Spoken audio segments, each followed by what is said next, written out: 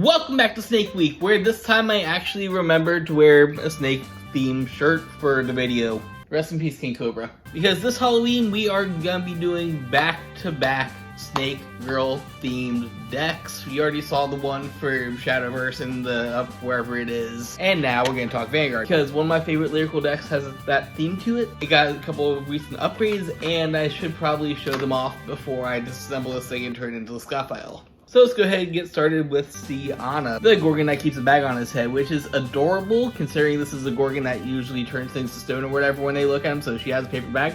You can't see it. You can't see her because she's supposed to be an idol and supposed to be a cute dancer, singer, whatever. You don't want to turn all your fans into stone. Unless you're the LSR, in which case Bushy Road, why? You had one job, Bushy Road, to not murder everybody by taking the bag off her head. Honestly, if I wasn't doing Lyrical, this is kind of a snake dragon. Real quick reminder on some of the old cards, the Rideline basically keeps the same skill that when she is attacked by a rear guard, if you don't guard that attack, your opponent has the choice to either discard a card or bind the rear guard that attacked. So it's kind of their choice control mechanism, which makes it in general a very interactive deck. I'd say like probably second to Prison in terms of your opponents basically actively deciding how they get their cards controlled. And in addition to that, each Rideline has their own thing. Grade 1, when you ride over her, you're able to bounce a card back to hand to draw a card. And grade 2, when you ride over her, you're able to grab either a trigger or a blitz order from your drop zone back to hand. So very plusy Rideline in the fact that you could just discard a trigger or blitz at any point to get that card back for free, and you draw a card off this, so you're never minusing by riding. As for Miss Bad Girl herself, she also has two other skills because of course your grade 3 is going to have the main skills of the deck. These two being defensively, you could once per battle soul charge a trigger from your hand to give her plus 15, which is basically what you'd be guarding with the trigger anyways, which means that this deck can run a lot of draw triggers. Spoilers. And defensively, if your opponent has 2 or less cards between the front row rear guards and Guardian, she gets plus 1 drive and plus 1 crit. So once again, you're giving your opponent a lot of decision-making process in the deck. This is a very interactive deck. So basically the main strat of the deck is going to be stunning their cards by, you know, forcing them to discard or bind their attackers. And while you have a clear field, you're able to bonus off getting a drive and a crit, which is always going to make her threatening. To help support that, we have a handful of cards in the classic core. Tooth-Threadus, which is a great early game card. Gives you an on-plays bounce to front row for free, which you're going to be seeing a lot in here. There's a lot of cards that basically bounce front row. And in addition to that, the reason that she's an early game card is that when she attacks, you counterblast 1, give her plus 5 for every empty front row circle. Then if she happens to see 2 cards this way, you draw a card. Really good on turn 2, basically a 20k attacker that lets you draw a card. And just mid-late game, whenever you have an empty field, there you go. We only run 2 of it because there's a lot of options now, and there are a decent amount of stuff that counterblast, but this is always really good to help you draw cards. Pumpkin Hat is a little bit more of a permanent card in the fact that it has a once per turn ability instead of the on-place ability that one just said. Basically, Soul Blast 1, choose a card, bounce back to hand. Cool, we already knew this was going to be a thing. What we didn't know is the second part of that. Because if you Soul Blast a trigger, you'll be able to give not only herself, but the Vanguard a plus 10,000, making her 20k and the Vanguard 23 for free. Really solid. This helps you hit your numbers a lot easier. And of course, with things like Sssiana's main ability, you'll know that we are going to have a decent amount of triggers at the soul at all points in time. Then the last classic card is the squeaky girl here, Rabbit Uza, who basically says on place you're going to bounce a card for free, once again, cool. And then while she's on the field, you can shove her in soul, give your Vanguard a plus 10, which you can do not only on attack, but also on defense. Once again, this is a great way to get your Vanguard up to 23 while she's being attacked, or if you need the soul and the power up, you can just give it to her then.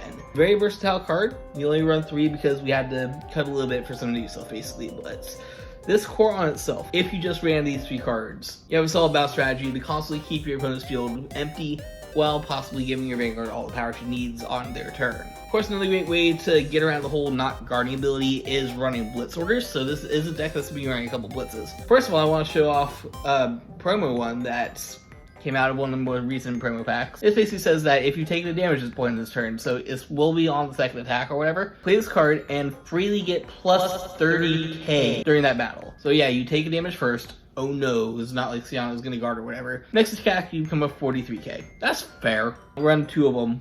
So only blitz once a turn, shut up. I did it again.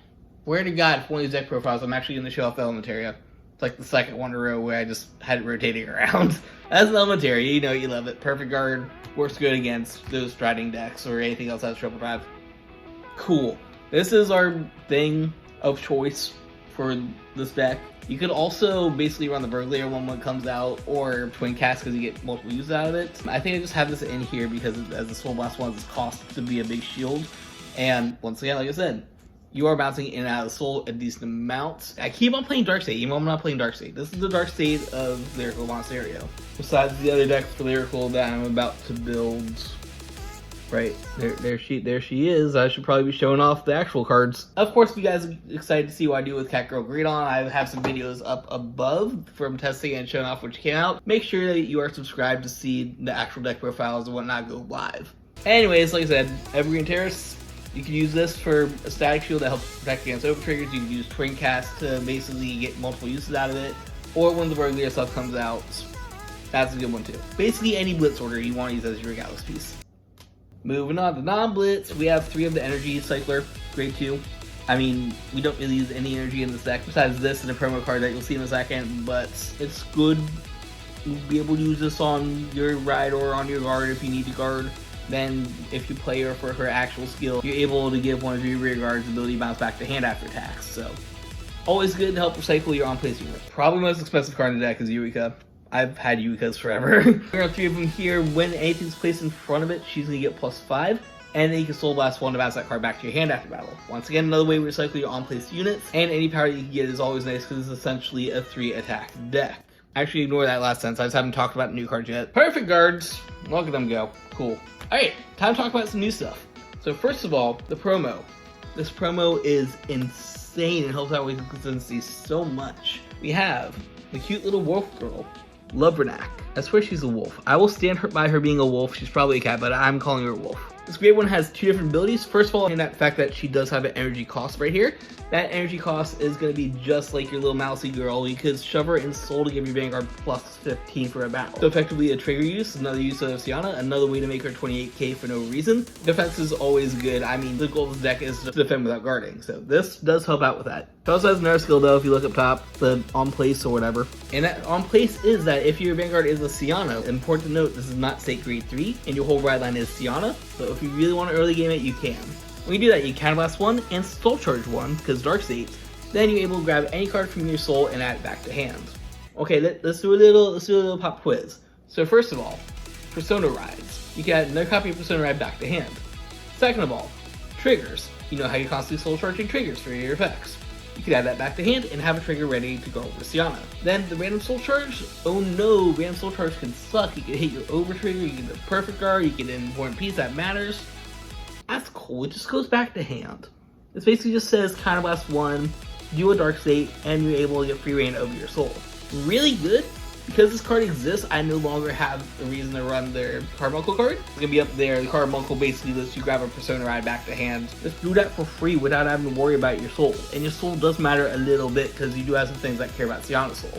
Absolutely for Wolfie Girl, this is super important for the deck, regardless of how you play it. Then we finally get to talk about new cards. Do I talk about triggers? Yeah, triggers actually matter for this build. We'll come back to triggers in like 2 seconds. But Sssiana actually got 3 new support cards from the latest Lyrical sets. I'm only gonna mention 2 of them because Sir not appearing in this film. I guess ma'am not appearing in this film. Got this little grade 3 cat girl. You can Soul Blast the Sssiana or trigger, return all of your opponent's front row back to hand, and then you can return it back to hand with Energy Blast. It's okay.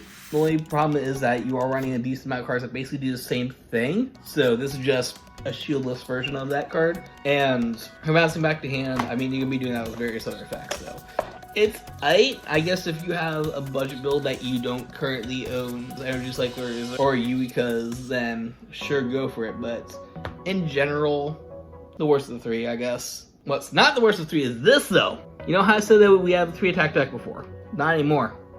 Aster is a restander. Specifically when you're grade 3 Sssiana attacks, if your opponent doesn't have a front row rear guard, Counterblast 1 restand. You can get up to 5 attacks a turn if you do have 2 Counterblasts open because of this, but it is important to note that these do each cost a Counterblast, so you can be eating through your CB pretty fast, and the deck doesn't really have a counter treasure. So make sure you use them wisely. On top of that, just like the grade 3 we mentioned, when you place her, you can Soul Blast either a Sssiana or a trigger. Once again, this is why it's important to keep the Sssianas in Rideline in Soul, because you're able to get more procs of it. And when you do that, you bounce the card back, and she's going to get +5 for every open circle in the front row, just like our other important grade 2s. Overall, solid addition. Definitely gonna be a 4 just because she's a multi-attacker and another way that we're able to spend cards. Then finally, the last non-trigger unit, I want to show off the grade 1, because she's our specific booster that basically, during your turn, if you have a grade 3 or greater Siana, it gets +2, so she's a 10k booster, numbers matter, and more importantly, if she happens to be boosting your Siana in Vanguard position, she'll bust out, once again, either a Siana card or a trigger. Like, all this new stuff actually cares about having triggers as well, and Siana's as well. Then when you do that, you're able to give one of your units +5 for every open circle in the front row. Basically a double up on your Astro effects, on your Pumpkin Cat effect, whatever her name is. This is gonna make your numbers huge. Only do a 3 of because she more importantly cares about being a Vanguard booster, but it's a 10k behind anything else, which is not bad. Finally, we got triggers, which actually kind of matters here. Crits, I mean, we're gonna run crits, whatever. Everyone knows about crits. I have a whole 6 critical triggers in here. And you might be like, oh no, why aren't you maxing out crits? You always max out crits. You always run 8 crits. That's a lie. Remember what I said about Siana's ability. How she turns anything into a 15k trigger. That makes draws really good this build. Like, that's a free card in hand, and you basically are able to turn this normal 5k, 10k shield into a 15k shield while building up your soul. So we do have 4 of the special draw because I have them, and then just 1 generic for a total of 5 draw triggers. That's the important part. Then we got heal triggers, whatever. No one cares. Heal triggers. Over trigger. Saving the best thing for last. So real quick, over trigger 101. The one that you usually have in this deck just gives all your rear guards +10 forever. Solid. Like, and the video I did, I think I did it as like A tier, if not low S tier. For this deck specifically, we are running the new yellow over trigger, the one that blows up all of the rear guards and the guardians. And I'll tell you why. Remember this ability. That first ability that says when she attacks, she gets +1 crit, +1 drive, as long as your opponent has those 2 or less cards in the front row and guardian circle, whatever. Once your opponent guards with stuff, once your opponent has the field, turns off. However, rip this bad boy, turns it back on. All the rear guards are gone, all the guardians are gone, and unless they have a perfect guard, which will of course nullify this because the perfect guard, as soon as you activate, gives you the effect. So even if the card's retired, you still perfect guarded. As long as they didn't perfect guard, this cues off Siana again. This makes you get your crit back and your drive check back. So really solid. You might not always draw cards off it, but I mean, if you're playing the deck right, you should be able to draw at least 1 card off of the fact that you'll have 2 front row circles gone. This is good. You absolutely have to run this in Siana, which I love seeing decks that know how to use these over triggers correctly. So that is my cute little snake girl deck and freaking Siana. Siana is like one of my favorite lyrical cards. I know I'm about to put a different deck together and I've messed around with a couple other ones like Glyphla and Marley in the past, but Siana is always going to be my favorite. Just the Gorgon Girl is super fun. This way of interactive control. Interactivity in a game. Always love interactivity in a game. But what do you guys think? Does the new support actually make this deck viable? Are you always going to go time with it? Because it's a super long play stally deck that can go forever and ever and ever and ever and ever. When is Lyrical going to get a proper countercharger? Drop all your comments on that down below. And while you're down there, hit the subscribe button. If you haven't already, that'd be cool. And also the like one. It looks like this. Looks like what I'm doing right now.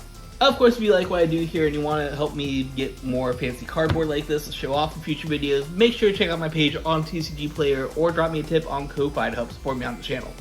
But until next time, hope you guys enjoy your happy Halloween Miss 2024. But I have to make this deck a little less spooky because it's about to turn into Cat Girl Rideline. Until next time, always embrace the... Oh my god, Coney just slide down. Show off to Coney. Coney. Wanna say hi? No, okay. It's sleepy time. I'm recording this kind of late at night. Good night, everyone. Always embrace the infinite.